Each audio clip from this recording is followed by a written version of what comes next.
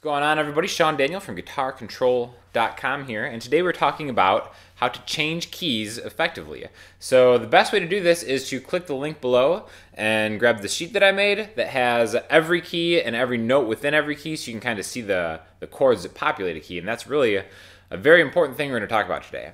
So the first thing we're gonna need to know is how to find the chords in any key, right? So a key is basically just like, let's take the key of G, right? All that means is we've got 7 notes in the key of G, and we're talking about the major scale here, so you need to know how to play the major scale. G, A, B, C, D, E, F sharp, G. So we've got 1, 2, 3, 4, 5, 6, 7 notes and an octave. Now every one of these notes can become its own chord, right? And this is where that sheet that I'm linking to below is going to be really, really handy, because it has all 7 of those notes in order, and numbering them is going to be of paramount importance. So the first note in any key is a major chord. So in G's case, G is the first note, it's major. The second note is a minor chord. In G's case, it's A minor.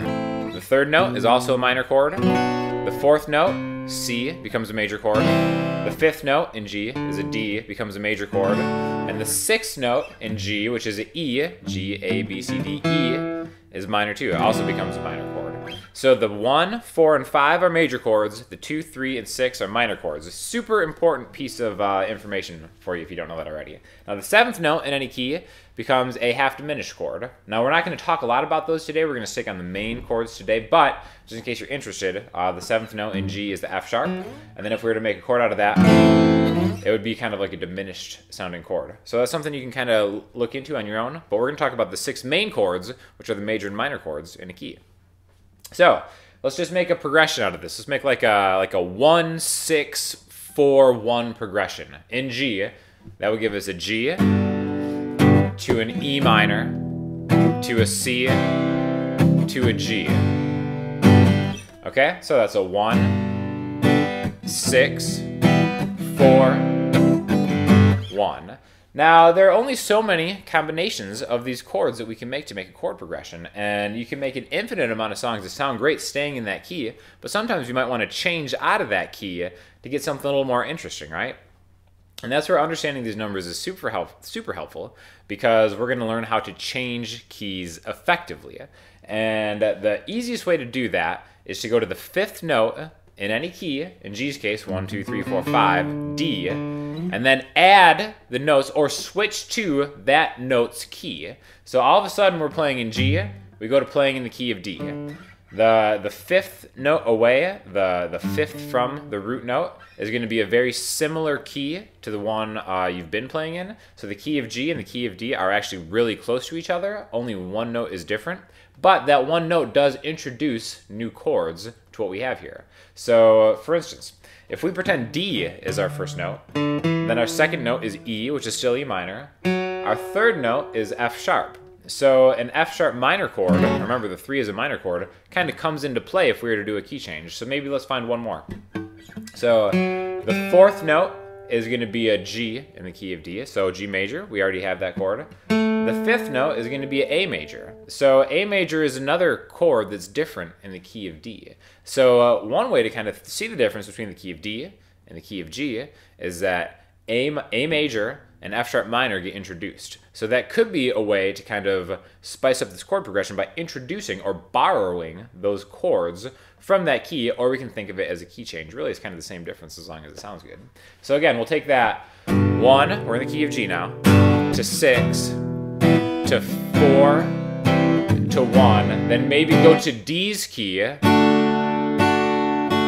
then go to the F sharp, to A,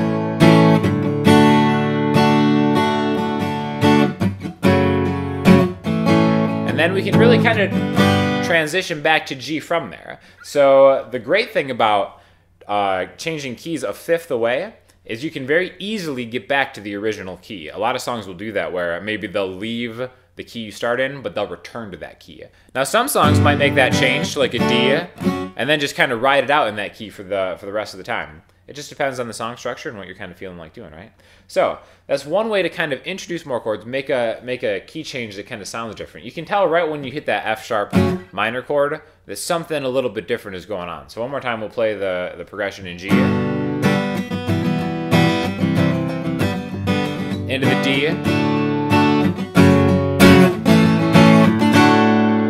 And then you can kind of tell it's different, but it's not bad. Sometimes it can be jarring when you change too far away, and that's why knowing that fifth is really important is a cool thing. Like if you went from a G to an E to a C to a G to like a, maybe that's a little too different, but again, kind of once you start thinking in these numbers, it makes a lot more sense. Now, another way we're going to talk about changing keys is going to be something a lot of people refer to as parallel minor. And that's where you take the main key that you're in, and then you turn it into a minor chord. Okay, so let's take that exact same progression. We've got a G to an E to a C to a G, and then all of a sudden, we change that G chord into a G minor. So this is something that I would say is fairly common in key changes. Now we're getting a little farther away from the original key that we're in, because once we change that root chord, that G to a G minor, it's almost kind of like our whole world changes, like everything is kind of thrown on its side. And in a lot of cases, the minor chord that it's changed to, and remember, in any key there are 3 minor chords, the 2, 3, and 6. The minor chord that it gets changed to, let's think of it as the 6 chord, right? In the key of B flat, G ends up being the 6th degree. So an interesting changes you could do to kind of go from major to minor parallel is to go all of a sudden from chords in the key of G, major, and then make that switch, and then now you're in B flat. And then go back to G major whenever you want.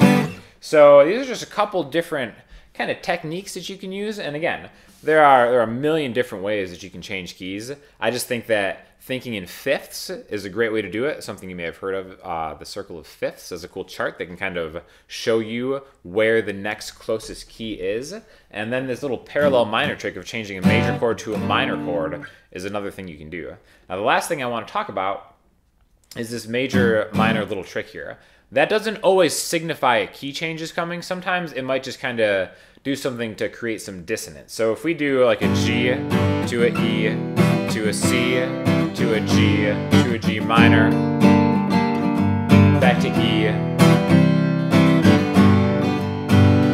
I really just kind of changed that G to a G minor. In that case, I wouldn't really consider that a full key change. It's just kind of doing something within a key, but we are taking components from another key, introducing them. So when it comes to songwriting and stuff like that, it's always cool to do something a little bit different, just to kind of switch it up and make it sound, just to kind of find your own voice. Like the great singer-songwriters out there kind of have their little tricks that they always go to. And a lot of this is just what keys do they borrow chords from, what keys do they change from, and just kind of having a working understanding of the numbers within a major scale is a super, super important thing to do for any type of musician.